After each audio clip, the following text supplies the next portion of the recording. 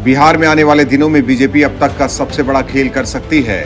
बिहार में आरजेडी और जेडीयू का हाल महाराष्ट्र के शिवसेना के जैसे होगा, ये लिख कर रख लीजिए, क्योंकि जेडीयू पर नजर गड़ाए बैठे हैं केंद्रीय गृह मंत्री अमित शाह। बिहार के किले को कैसे भेदना है, इस पर काम भी शुरू हो गया है।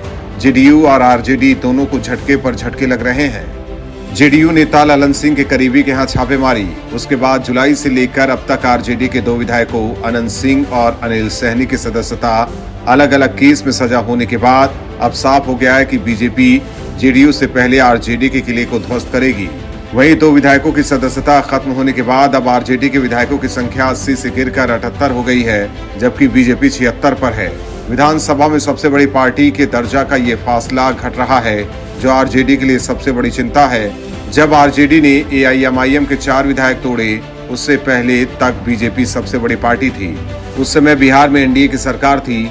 चर्चा हुई थी कि ओवैसी की पार्टी के ये 4 विधायक जेडीयू की तरफ मुखातिब थे, लेकिन सोची समझी रणनीति के तहत उन्हें आरजेडी में शामिल कराया गया, ताकि जब नीतीश एनडीए छोड़ दे और विधानसभा में सबसे बड़ी पार्टी को सरकार बनाने का दावा पेश करने का फार्मूला राज्यपाल लगाए, तो भी मौका बीजेपी को न मिले।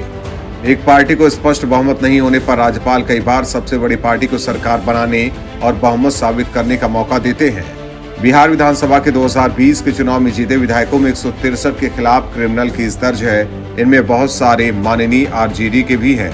अदालत की न्याय प्रक्रिया में कब किसके केस का फैसला आ जाए, किसी को नहीं पता, लेकिन आरजेडी अब और विधायक गंवाने की हालत में नहीं है।